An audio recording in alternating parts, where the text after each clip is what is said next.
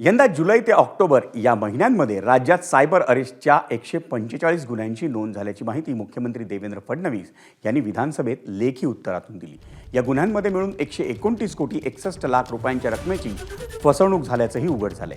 Cyber arrest प्रकरणात पुण्यात आरोपींची संख्या जास्त असून या संदर्भात राज्य सरकारनं आता विशेष खबरदारी घेतल्याचंही फडणवीसांनी सांगितलं।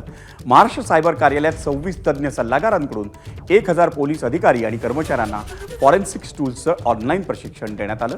नोडल सायबर पोलीस स्थानकाद्वारे राज्यात 50 जिल्हा सायबर लॅब्स सायबर गुन्हे तपासासाठी सज्ज करण्यात आल्यात।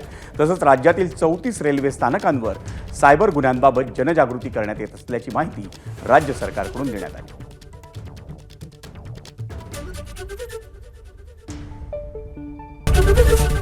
एबीपी माझा, उघडा डोळे बघा नीट।